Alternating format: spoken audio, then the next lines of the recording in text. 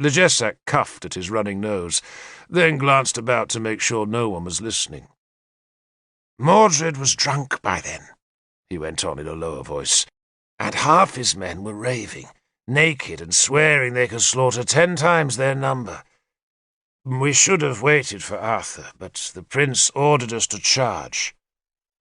"You were there?" I asked in adolescent wonder. He nodded. "With Mordred. Dear God, but how they fought. They surrounded us, and suddenly we were 50 Britons, getting dead or sober very quick.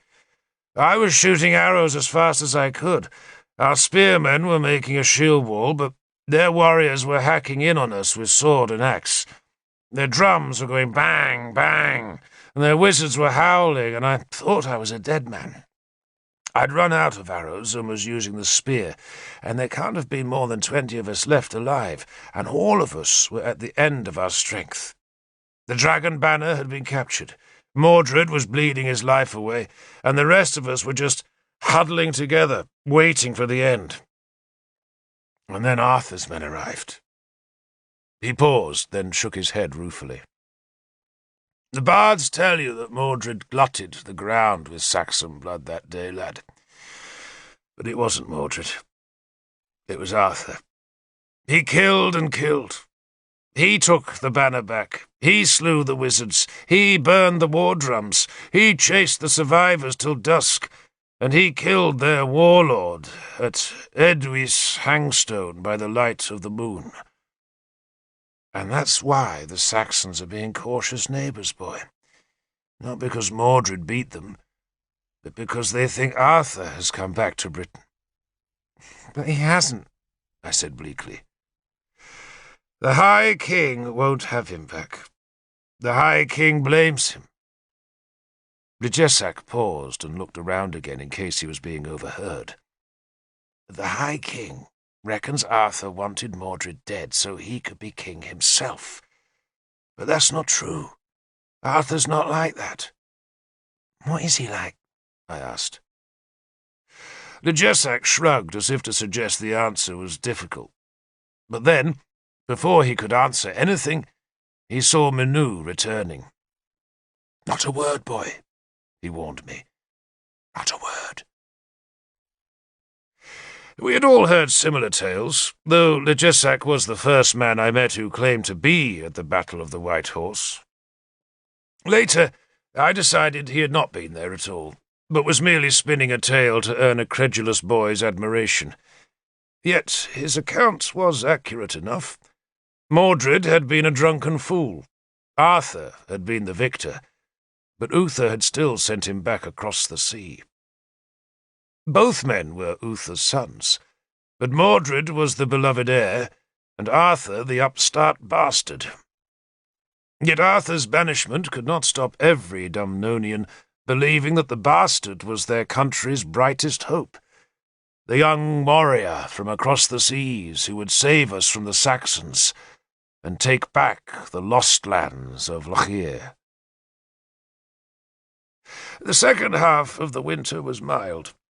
Wolves were seen beyond the earth wall that guarded Inniswydrin's land bridge, but none came close to the Tor, though some of the younger children made wolf charms that they hid beneath Druiden's hut in hope that a slavering great beast would leap the stockade and carry the dwarf off for supper. And the charms did not work, and as the winter proceeded we all began to prepare for the great spring festival of Beltane, with its massive fires and midnight feasting. But then a greater excitement struck the Tor. Gundlias of Siluria came. Bishop Bedwin arrived first. He was Uther's most trusted counsellor, and his arrival promised excitement. Norwenna's attendants were moved out of the hall, and woven carpets were laid over the rushes, a sure sign that a great person was coming to visit. We all thought it must be Uther himself, but the banner which appeared on the land bridge a week before Beltane showed Gundlias's fox, not Uther's dragon. It was bright morning when I watched the horsemen dismount at the Tor's foot.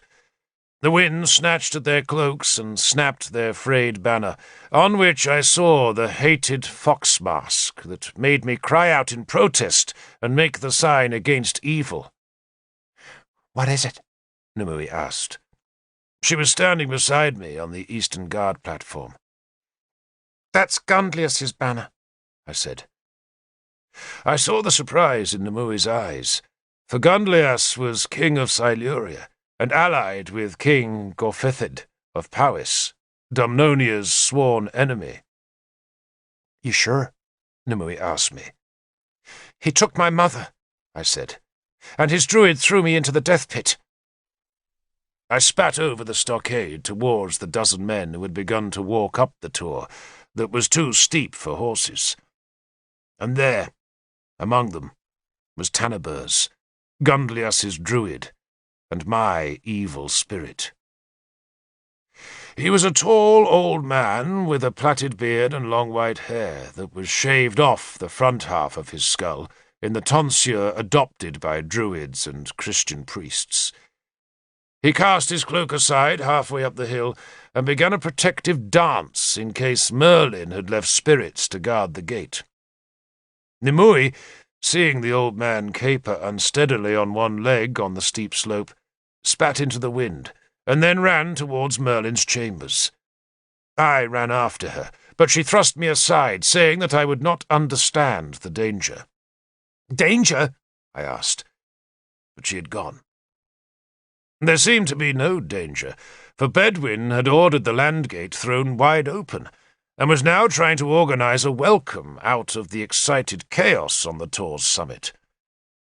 Morgan was away that day, interpreting in the Dream Temple in the Eastern Hills, but everyone else on the tor was hurrying to see the visitors. Druidan and Legezak were arraying their guards. Naked Pellinor was baying at the clouds. Gwendolen was spitting toothless curses at Bishop Bedwin, while a dozen children scrambled to get the best view of the visitors. The reception was supposed to be dignified, but Lunette, an Irish foundling a year younger than Nimue, released a pen of Druidan's pigs, so that Tanaburs, who was first through the stockade gate, was greeted by a squealing frenzy. It would take more than panicking piglets to frighten a druid. Tanaburs, dressed in a dirty grey robe, embroidered with hares and crescent moons, stood in the entranceway and raised both hands above his tonsured head. He carried a moon-tipped staff that he turned sunwise 3 times. Then he howled at Merlin's tower.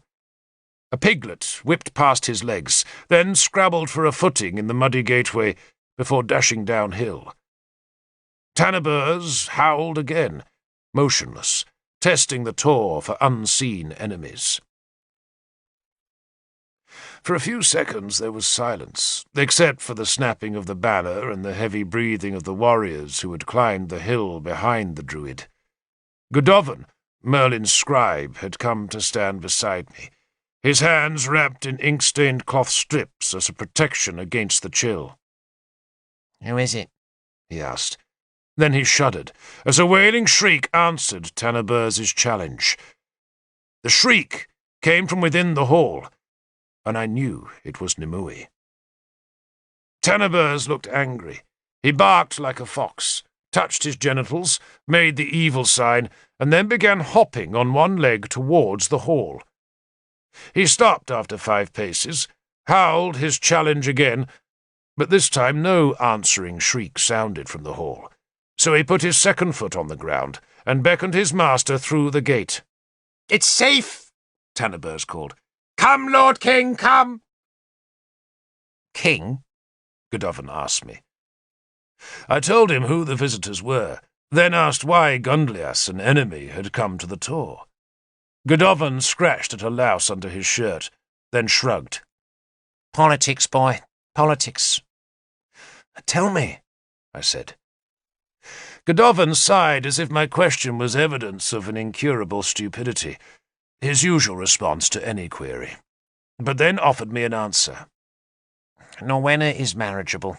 Mordred is a baby who must be protected, and who protects a prince better than a king? And who better than an enemy king who can become a friend to Dumnonia? It's really very simple, boy. A moment's thought would have yielded the answer without you needing to trouble my time. He gave me a feeble blow on the ear as retribution. Mind you, he cackled, you'll have to give up Ladwys for a time. Labwys? I asked. His lover, you stupid boy. You think any king sleeps alone? But some folks say that Gunlias is so passionate for Ladwys that he actually married her. They say he took her to Clew's Mound and had his druid bind them. But I can't believe he'd be such a fool. She's not of the blood. Aren't you supposed to be tallying the rents for Howl today? I ignored the question and watched as Gunlias and his guards stepped carefully through the treacherous mudslide in the gateway. The Silurian king was a tall, well-made man of perhaps 30 years. He had been a young man when his raiders had captured my mother and cast me into the death pit. But the dozen or so years that had passed since that dark and bloody night had been kind to him, for he was still handsome, with long black hair and a forked beard that showed no trace of grey. He wore a fox-fur cloak, leather boots which reached to his knee, a russet tunic, and carried a sword sheathed in a red scabbard. His guards were similarly dressed, and all were tall men, who towered over Druiden's sorry collection of crippled spear-carriers. The Silurians wore swords, but none carried a spear or shield, evidence that they had come in peace. I shrank away as Tanaburs passed. I had been a toddling child when he had thrown me into the pit, and there was no chance that the old man would recognize me as a death-cheater, nor, after his failure to kill me, did I need to fear him. Yet still I shrank from the Silurian druid. He had blue eyes, a long nose, and a slack, dribbling mouth. He had hung small bones at the end of his long, lank white hair, and the bones clattered together as he shuffled ahead of his king. Bishop Bedwin fell into step beside Gunlias, proclaiming a welcome and saying how honoured the Tor was by this royal visit. Two of the Silurian guards carried a heavy box that must have contained presents for Norwenna. The delegation disappeared into the hall. The fox banner was thrust into the earth outside the door, where Legesac's men barred anyone else from entering. But those of us who had grown up on the Tor knew how to wriggle into Merlin's hall. I raced round the south side, and scrambled up the log pile, and pushed aside one of the leather curtains that protected the windows. Then I dropped to the floor and hid behind the wicker chests that held the feasting cloths. One of Norwenna's slaves saw my arrival, and probably some of Gunlias's men did too, but no one cared enough to eject me. Norwenna was sitting on a wooden chair in the hall's centre. The widowed princess was no beauty. Her face was moon-round, with small piggish eyes and a thin, sour-lipped mouth, and skin that had been pocked by some childhood disease. But none of that mattered. Great men do not marry princesses for their looks, but for the power they bring in their dowries. Yet Norwenna had still prepared herself carefully for this visit. Her attendants had dressed her in a fine woolen cloak dyed pale blue that fell to the floor all around her, and they had plaited her dark hair and wound it in circles about her head before wreathing Slow Blossom into the tresses. She wore a heavy gold torque about her neck, 3 golden bracelets on her wrist, and a plain wooden cross that hung between her breasts. She was plainly nervous, for her free hand was fidgeting with the wooden cross, while in her other arm, swaddled in yards of fine linen and wrapped in a cloak dyed a rare golden colour with water impregnated by the gum of beehives, was the Edling of Dumnonia, Prince Mordred. King Gunlias gave Norwenna scarcely a glance. He sprawled in the chair facing her, and looked as though he was utterly bored by the proceedings. Tanaburs scuttled from pillar to pillar, muttering charms and spitting. When he passed close to my hiding place, I crouched low until the smell of him had faded.